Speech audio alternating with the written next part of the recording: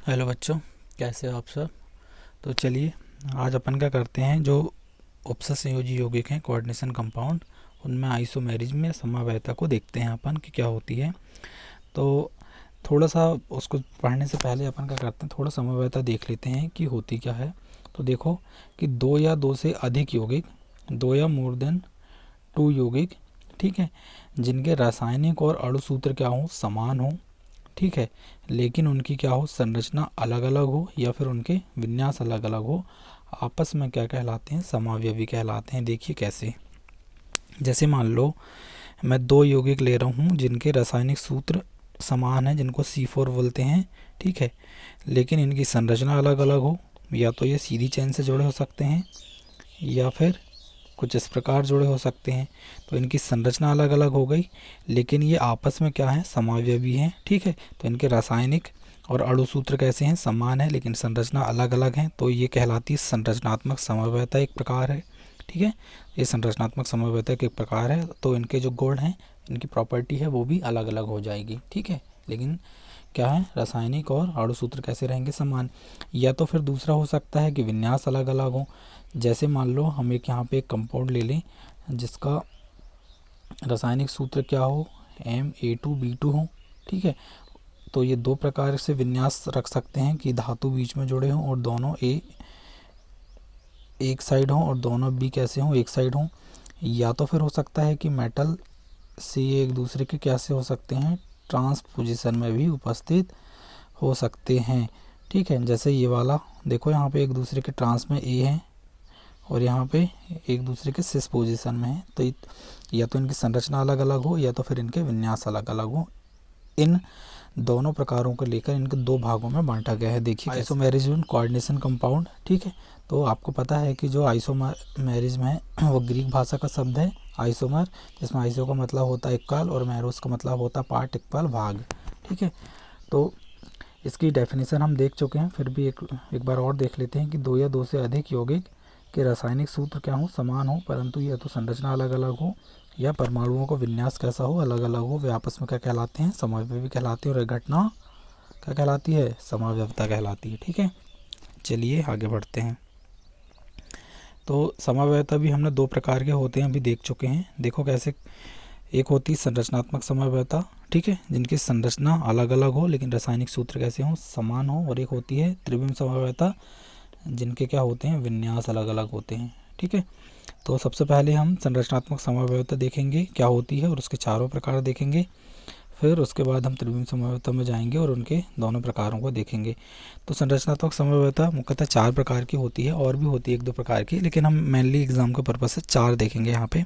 आयनन समवायता, उपसंयोजी समवायता, hydrate समवायता और बंधन समवायता, ठीक है।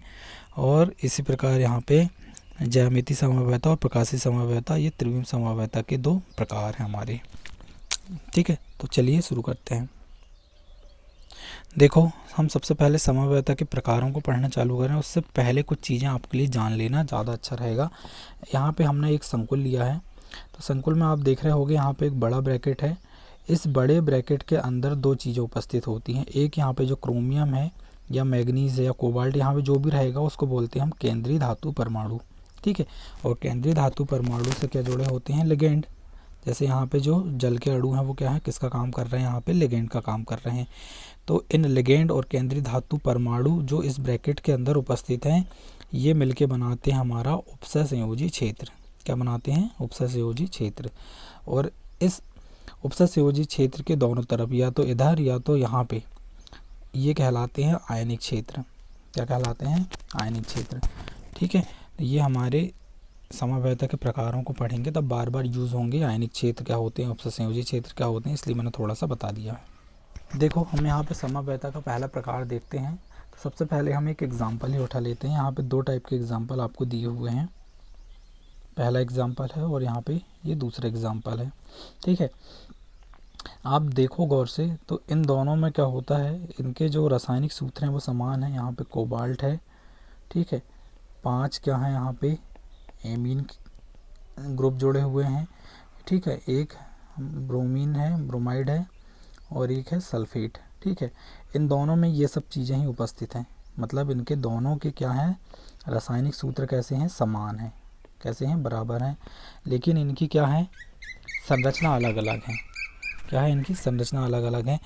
तो देखो यहाँ पे क्या होता है, यहाँ पे सर्वप्रथम आप यहाँ पे गौर करो तो यहाँ पे जो ब्रोमाइड आयन है ये कहाँ पे उपस्थित है, उपसंयोजी क्षेत्र के अंदर उपस्थित है। और यहाँ पे सेकंड एग्जांपल में ब्रोमाइड कहाँ पे उपस्थित है, ये आयनिक क्षेत्र में उपस्थित है।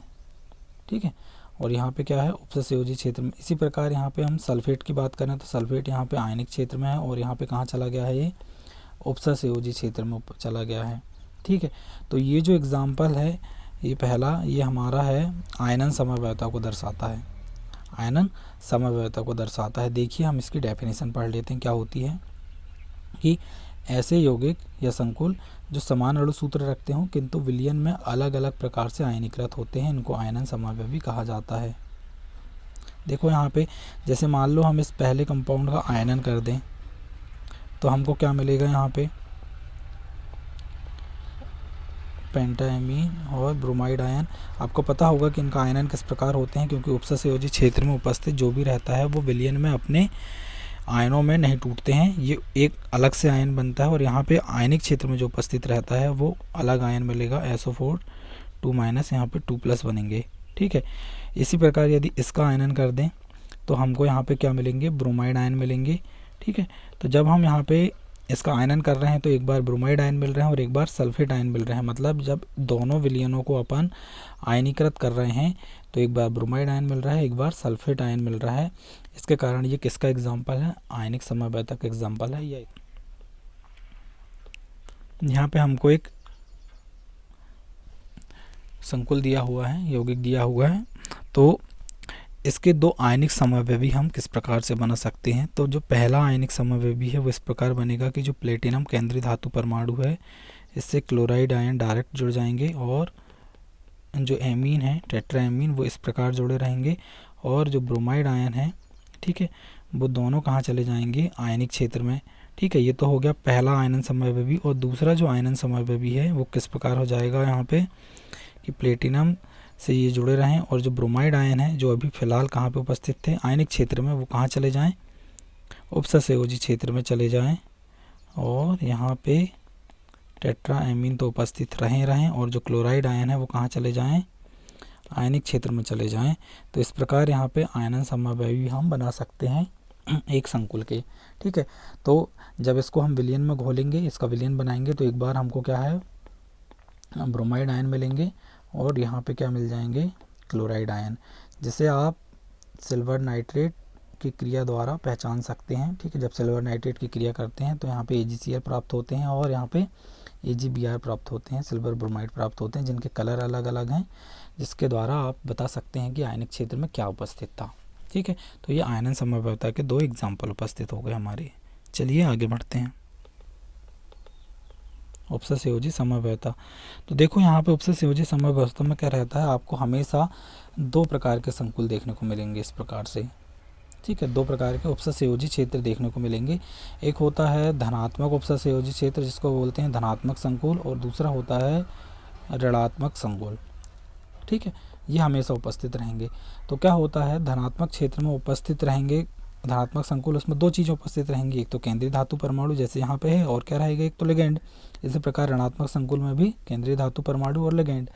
तो क्या होता है इस प्रकार की समव्ययता में कि यहाँ पे जो लिगेंड उपस्थित रहते हैं ये आपस में केंद्रीय धातु परमाणु का परिवर्तन कर लेते हैं, आपस में केंद्रीय धातु परमाणु का परिवर्तन कर लेते हैं। देखिए कैसे, देखो यहाँ पे दो एग्जाम्पल दिए हैं, एक एग्जाम्पल और ये दूसरा एग्जाम्पल, ये दोनों आपस में क्या हैं, उपसंयोजी समावयवी हैं। तो देखिए कैसे, तो जो यहाँ पे हम यहाँ पे इसको ले लें A और इसको ले लें B, तो जो पहला संकुल है या जो धनात्मक संकुल है इसके साथ में एमीन क्या है हमारा, यहाँ पे लिगेंड है, और यहाँ पे साइनाइड आयन लिगेंड है, और यहाँ पे तो देखो इन दोनों ने क्या किए हैं, केंद्रीय धातु परमाणु का आपस में परिवर्तन कर लिए हैं, एक्सचेंज कर लिए हैं।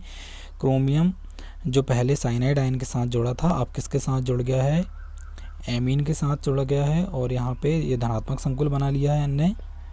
और यहाँ पे जो कोबाल्ट पहले एमीन के साथ जुड़ा था अब वो किसके साथ चले जाएगा, साइनाइड आयन के साथ, और क्या बना लेगा यहाँ पे, ऋणात्मक संकुल। कुल मिला के आप यहाँ पे ये देख सकते हैं कि यहाँ पे केंद्रीय धातु परमाणु क्या हो गया यहाँ पे एक्सचेंज कर लिए हैं किन्ने, लिगेंडों ने, तो हमको यहाँ पे उपसर्ग संयोजी समवायता देखने को मिल रही है। देखो यहाँ पे एग्जांपल, देखो यहाँ पे सबसे पहले अपन एक डेफिनेशन देख लेते हैं, उसके बाद एक और एग्जांपल और देख लेंगे कि यहाँ पे यह समवायता ऐसे संकुलों में मिलती है जहाँ पे धनात्मक और ऋणात्मक दो प्रकार के संकुल पाए जाते हैं। ठीक है, धनात्मक एवं ऋणात्मक संकुलों के लिगेंड क्या करते हैं, आपस में केंद्रीय धातु परमाणु का परिवर्तन या विनिमय कर लेते हैं। चलो एक और एग्जाम्पल देखते हैं। यहाँ पे देखो इस प्रकार के एग्जाम्पल में क्या होता है, यहाँ पे केंद्रीय धातु परमाणु क्या रहें, सेम रहें, समान रहें। जब इस प्रकार की कंडीशन हो जाए तो लिगेंड का विनिमय भी हम दिखा सकते हैं, मतलब लिगेंड क्या हो जाए, आपस में एक्सचेंज हो जाए। जैसे यहाँ पे टेट्रा एमीन इस प्लेटिनम से जुड़े थे और यहाँ पे टेट्रा क्लोराइडो इस प्लेटिनम से जुड़े हुए थे। ये ऋणात्मक लिगेंड है और यहाँ सॉरी ये ऋणात्मक संकुल है, ये धनात्मक संकुल है। ठीक है, तो अब क्या हो जाए, यहाँ से एक एमीन परमाणु, एक एमीन समूह यहाँ से निकल के कहाँ चले जाए, यहाँ पे इस वाले दूसरे एग्जाम्पल में चले जाए, और यहाँ पे एक क्लोराइड निकल के कहाँ पे चले जाए, इस पहले वाले धनात्मक संकुल में चले जाए। तो कुछ इस प्रकार का एग्जाम्पल हमको देखने को मिलेगा। देखो यहाँ पे क्या है, तो देखो यहाँ पे क्या है, प्लेटिनम तो केंद्रीय धातु परमाणु, उसके साथ क्या है एमीन, कितने हो गए हैं 3। ठीक है, टेट्रा एमीन, और यहाँ पे एक क्लोराइडो आयन यहाँ पे जुड़ गया है, ये धनात्मक संकुल है, और यहाँ पे ऋणात्मक संकुल है जहाँ पे क्लोराइड। तो यहाँ पे किसका एक्सचेंज, किसका परिवर्तन हो गया, यहाँ पे लिगेंड का अंतः परिवर्तन हो गया, जब क्या थे, केंद्रीय धातु परमाणु समान थे। और इस एग्जाम्पल में क्या थे, लिगेंड भी अलग अलग थे और केंद्रीय धातु परमाणु भी क्या थे, अलग अलग थे। तो यहाँ पे किसका अंतः परिवर्तन हो गया था, यहाँ पे बताओ, यहाँ पे किसका अंतः परिवर्तन हो गया था, केंद्रीय धातु परमाणु का। ठीक है, चलिए अब अपन देखते हैं यहाँ पे हाइड्रेट समवायता को। तो हाइड्रेट समवायता में क्या रहता है, हम यहाँ पे 3 एग्जाम्पल देख लेते हैं, उसके बाद इनको समझेंगे। देखो हाइड्रेट समवायता में क्या होता है, उपसर्ग संयोजी क्षेत्र और ये है आयनिक क्षेत्र। तो उपसर्ग संयोजी क्षेत्र के अंदर उपस्थित जल के अणु या आयनिक क्षेत्र में उपस्थित जो जल के अणु हैं वो आपस में क्या करते हैं, H2O या जल के अणु का आपस में अंतः परिवर्तन करते रहते हैं। मतलब उपसर्ग संयोजी क्षेत्र और आयनिक क्षेत्र में जल के अणुओं की संख्या क्रमशः घटते बढ़ते रहती है, तो हमको हाइड्रेट समवायता मिलती है।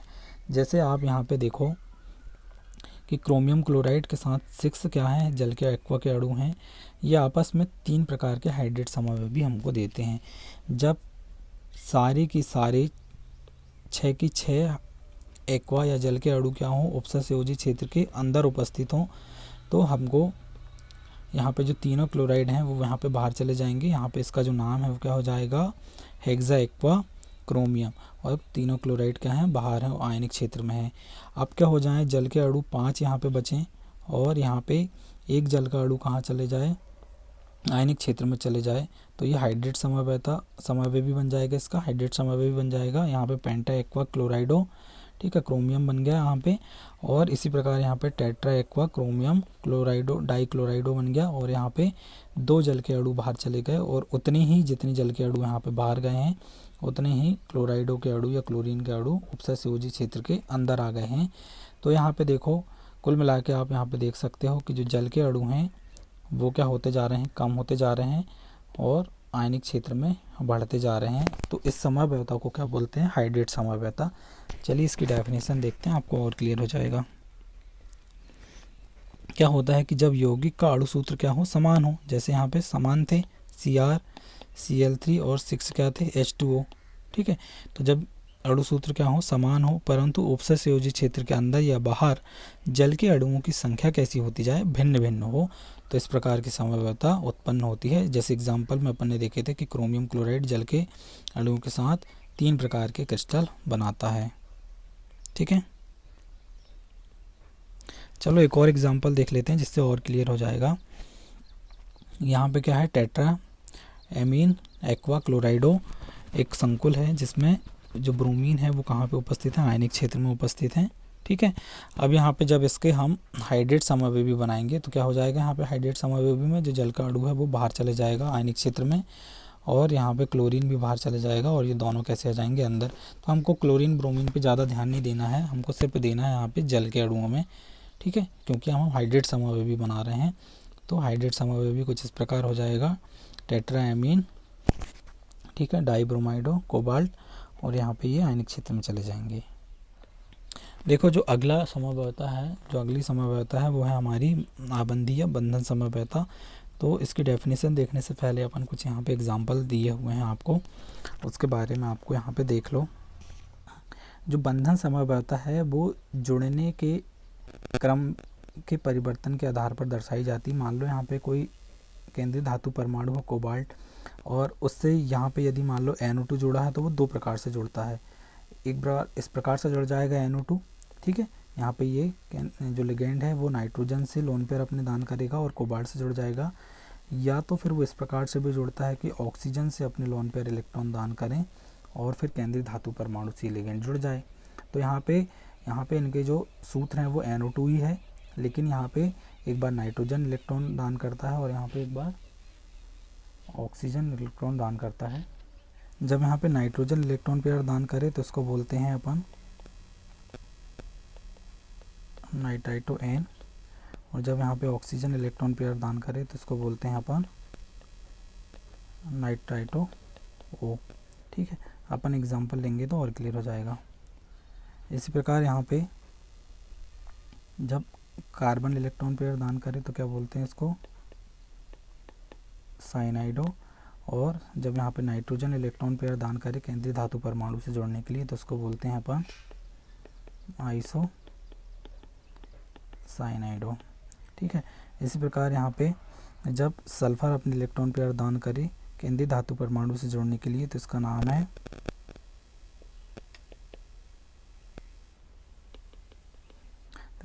है थायो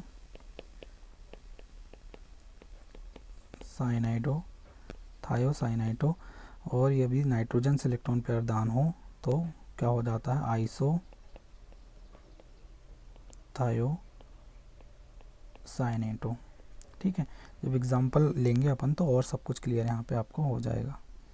तो चलिए देखते हैं, सीधे एग्जांपल में जाते हैं, ठीक है। तो ये जो यहाँ पे जो सभी एग्जांपल थे यहाँ पे ये क्या होते हैं, हमारे एम्पीडेंटेड लिगेंड या उभयधर्मी लिगेंड होते हैं। उभयधर्मी लिगेंड का मतलब होता है ऐसे लिगेंड जिनमें दोनों परमाणु क्या हों, इलेक्ट्रॉन पेयर दान करने में सक्षम हो और दोनों इलेक्ट्रॉन पेयर दान कर सकें। जैसे यहाँ पे नाइट्रोजन भी दान कर सकता है और ऑक्सीजन भी।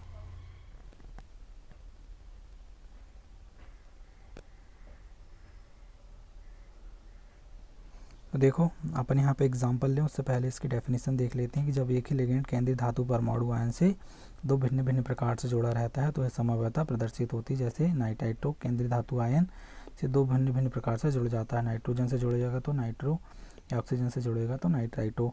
जैसे मैंने आपको एग्जाम्पल दिया था कि यदि कोबाल्ट से जुड़ेगा तो ये नाइट्रोजन दान करेगा तो इस प्रकार से जुड़ेगा, और यदि ऑक्सीजन दान पेयर करेगा तो कुछ इस प्रकार से। चलिए देखते हैं अपन एक एग्जांपल।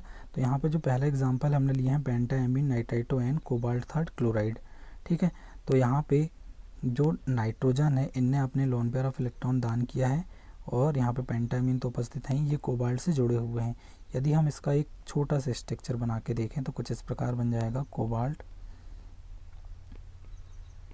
NH3 क्योंकि यहाँ पे nitrogen lone pair of electron दान कर रहे हैं, यहाँ पे एमीन और यहाँ पे एमीन और यहाँ पे एक NO2 और एक यहाँ पे NH3। तो पेंटाएमीन नाइट्राइटो N जब नाइट्रोजन ने इलेक्ट्रॉन पेयर दान किया तो इस प्रकार से बन जाएगा। और यदि यहाँ पे ऑक्सीजन इलेक्ट्रॉन पेयर दान करे तो क्या हो जाएगा, देखिए यहाँ पे जब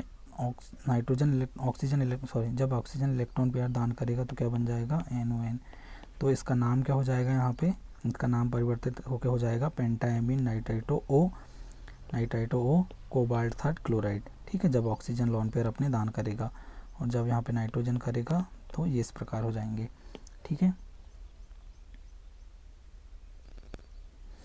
सेकेंड एग्जाम्पल और एक और एग्जाम्पल ले लेते हैं। यहाँ पे देखो सल्फ़र है, इसने अपने लोन पेयर ऑफ इलेक्ट्रॉन केंद्रीय धातु परमाणु मैग्नीज को दान किया है, तो क्या बन जाएगा यहाँ पे, ठीक है, पेंटा कार्बोनिल थायोसाइनेटो मैग्नीज, ठीक है, पेंटा कार्बोनिल थायोसाइनेटो मैग्नीज। और या फिर दूसरा बन जाएगा यहाँ पे आइसोथायोसाइनेटो। ये क्या है, आइसोथायोसाइनेटो, क्योंकि नाइट्रोजन ने अपने इलेक्ट्रॉन पेयर दान किया है, आइसोथायोसाइनेटो, ठीक है। पेंटा कार्बोनिल, 5 कार्बोनिल जुड़े हैं यहाँ पे, और मैग्नीज। अभी त्रिविम समव्यता या स्टीरियो आइसोमेरिज को अपन देख लेते हैं कि 2 या 2 से अधिक यौगिक, ठीक है, जिनके अणुसूत्र समान हो, ठीक है, उपस्थित सभी समूह समान हो, उनके बंधनों को प्रकार भी क्या हो, समान हो, केवल लिगेंड या केंद्रीय धातु परमाणु के चारों ओर विन्यास अभिविन्यास क्या हो, अलग अलग हो, तो वो त्रिविम समव्यय कहलाते हैं। जैसे यहाँ पे हमने एक एग्जाम्पल शुरू में लिए थे, एक बार और लेके देख लेते हैं कि यहाँ पे एक है धातु एम, जिससे 2 प्रकार के समूह जुड़े हैं, एक ए जोड़ा है और एक बी, तो ये 2 प्रकार से विन्यास दिखा सकते हैं। या तो क्या हो, धातु से दोनों ए एक ही साइड जुड़े हों और बी एक दूसरे के पड़ोसी हों, या तो फिर क्या हो जाए कि धातु से ए एक दूसरे के विपरीत पोजीशन में जुड़े हों और बी भी एक दूसरे के विपरीत पोजीशन में जुड़े हों, तो ये दोनों के विन्यास कैसे हो जाएंगे, हमारे अलग अलग हो जाएंगे। इसके आधार पर यहाँ पर 2 प्रकार की समव्ययता हमको देखने को मिलेगी। तो चलिए हम दोनों प्रकारों को देखते हैं। जो पहला प्रकार है हम इसको पढ़ रहे हैं, इसको बोलते हैं ज्यामितीय समव्ययता, या इसको बोलते हैं जियोमेट्रिकल आइसोमेरिज्म, या इसका दूसरा नाम है सम विषम समव्ययता या सिस ट्रांस समव्ययता, ठीक है। बहुत आसान है, हमने एग्जाम्पल ले लिए हैं, तो हम देख लेते हैं यहाँ पे।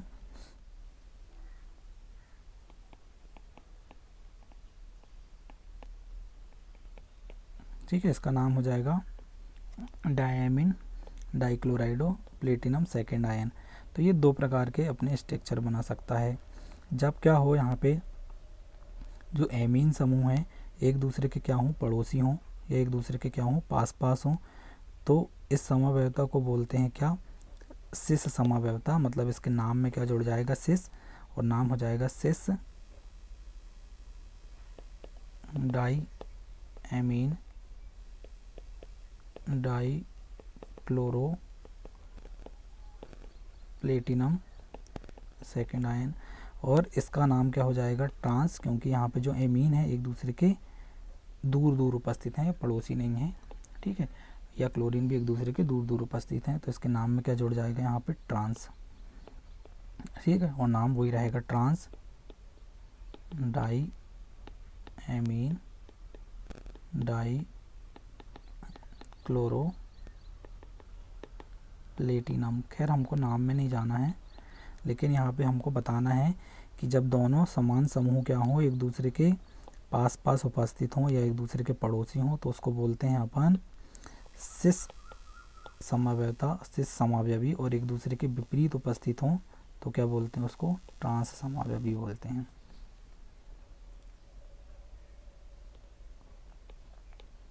देखो इसकी डेफिनेशन हम तो खैर समझ चुके हैं, फिर भी एक बार देख लेते हैं। देखो इसकी डेफिनेशन हम अभी एग्जाम्पल के थ्रू समझ चुके हैं, लेकिन देख लेते हैं कि यह समव्ययता असमान समूहों के केंद्रीय आयन के चारों ओर भिन्न भिन्न व्यवस्था के कारण उत्पन्न होती है। जब प्रतिस्थापित समूह क्या हों, आपस में पड़ोसी हों या एक दूसरे के समान दिशा में हों तो समसमव्यवी कहलाते हैं, और एक दूसरे के विपरीत हों तो विषम समव्ययता दर्शाते हैं। इसके कुछ प्रकार हैं, 1-2 एग्जाम्पल और अपन देख लेते हैं यहाँ पे कि यहाँ पे Ma2XY मतलब एक जो समूह है वो समान रहे और 2 अलग अलग हों तो भी इस प्रकार की समव्ययता देखी जा सकती है। जैसे यहाँ पे डाई एमीन, ठीक है, ब्रोमो क्लोरो कोबाल्ट जो है हमारा, ये 2 प्रकार के समव्ययी हमको दिखाएगा, सिस ट्रांस समव्ययी। तो यहाँ पे हमको देखना उसको है जो समान हो। यहाँ पे एमीन क्या है, समान ग्रुप है, ये या तो एक दूसरे के पड़ोसी रहेंगे या तो एक दूसरे के अलग अलग रहेंगे। हमको यहाँ पे क्लोरीन और ब्रोमीन को यहाँ पे अभी फ़िलहाल नहीं देखना है। तो देखो यहाँ पे जो एमीन समूह है एक दूसरे के पास पास उपस्थित हैं, ठीक है, और एक दूसरे के यहाँ पे विपरीत उपस्थित हैं। तो जब पास पास उपस्थित रहेंगे यहाँ पे तो ये सिस समव्ययी हो जाएगा, और ये क्या हो जाएगा, ट्रांस। ये इसको सम बोल सकते हैं और इसको बोल सकते हैं विषम समव्ययी। तो इनके नाम के आगे भी सम और विषम जुड़ जाएगा, ठीक है। ये हो गया एग्जाम्पल। देखो अष्टफल के संकुलों में भी हम देख सकते हैं, अभी तक जो एग्जाम्पल हमने देखे हैं वो चतुष्फल के संकुल के एग्जाम्पल थे। अष्टफल की में देखो यहाँ पे टेट्राएमीन, ठीक है, डाई क्लोराइडो कोबाल्ट, इसमें भी हम सम विषम देख सकते हैं। तो यहाँ पे जब हम देखेंगे सम विषम में, तो हम सिर्फ यहाँ पे उसको देखेंगे जो कम संख्या में उपस्थित हों। जैसे यहाँ पे क्लोरीन क्या है, कम संख्या में उपस्थित है, तो इसी के आधार पर हम सम और विषम बताएंगे। यहाँ पे जब क्लोरीन है कैसे हैं, एक दूसरे के पास पास उपस्थित हैं, तो यहाँ पे ये कौन सा समावयवी हो जाएगा, सिस समावयवी। और एक दूसरे के जब क्या हों, विपरीत उपस्थित हों, तो ये ट्रांस समावयवी। ठीक है, दोनों के अणुसूत्र रासायनिक सूत्र समान हैं, लेकिन इनकी विन्यास अलग अलग उपस्थित हैं, इसलिए त्रिविम समावयवी के एग्जाम्पल हैं। और त्रिविम में भी कौन सा समावयवी, ज्यामितीय समवायता को दर्शा रहे हैं। ठीक है, ज्यामितीय समवायता को दर्शा रहे हैं। तो यहाँ पे ये ट्रांस है, इनके जो प्रॉपर्टी हैं वो भी अलग अलग हो जाते हैं। ये नीला बैगनी कलर का होता है संकुल, और ये हरा कलर का संकुल होता है।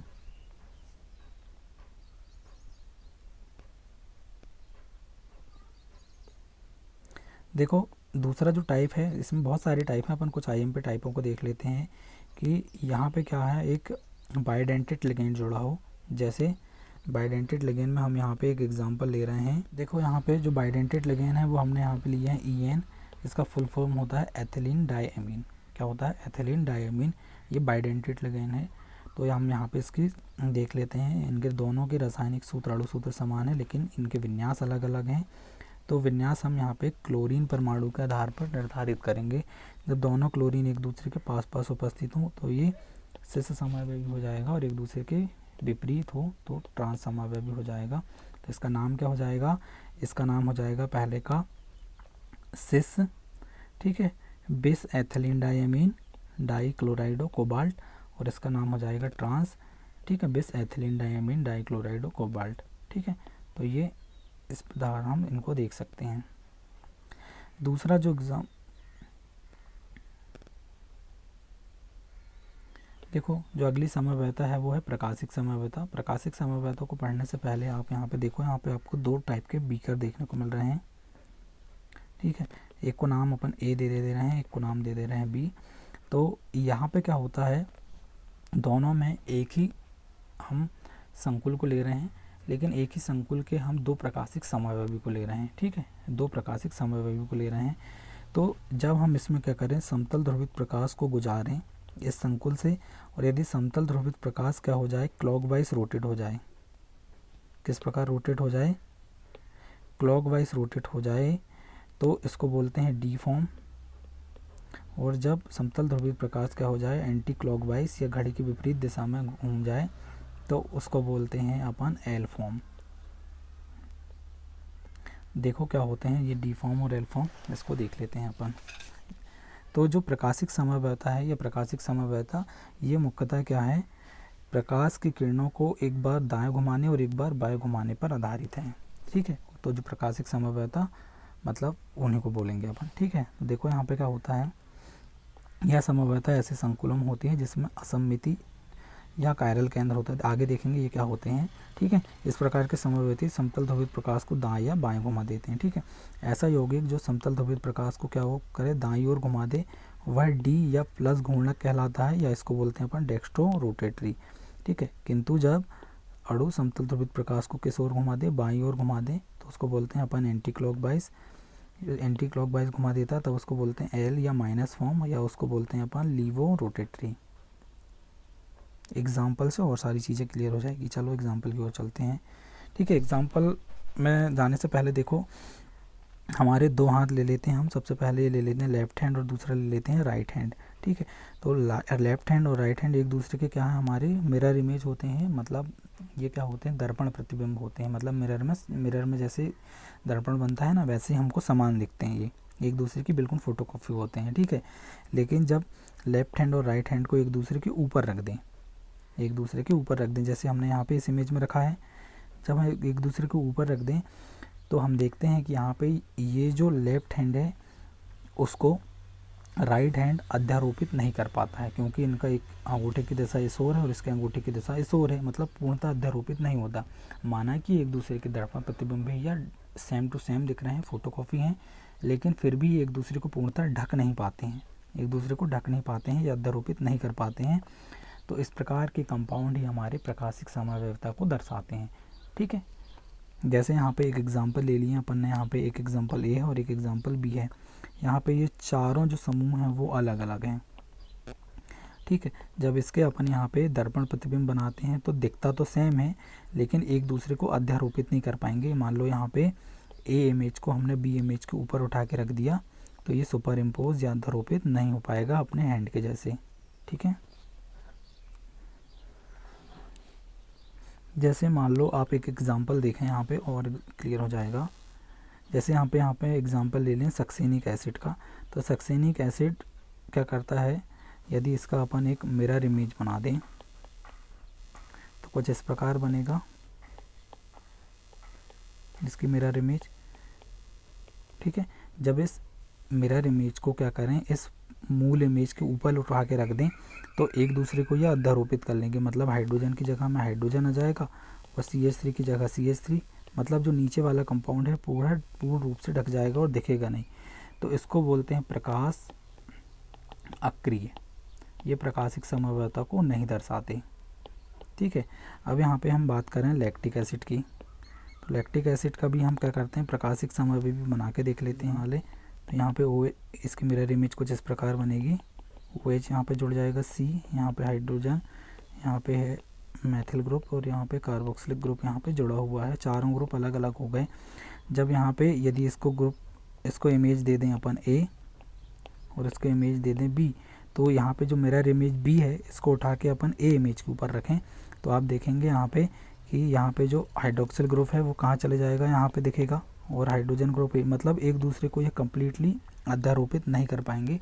तो ये प्रकाश सक्रियता दर्शाएंगे और इनके प्रकाशिक समव्यय भी बनेंगे। जैसे कि हमने अभी तक देखे हैं कि जब क्या हो, चारों लिगेंड एक ही तल में हो, समान हो। जैसे यहाँ पे ये प्रकाशिक समव्ययता को नहीं दर्शाएगा क्योंकि इसके प्रकाशिक समव्यय भी आप बनाएंगे भी तो एक दूसरे के ऊपर अध्यारोपित हो जाएंगे।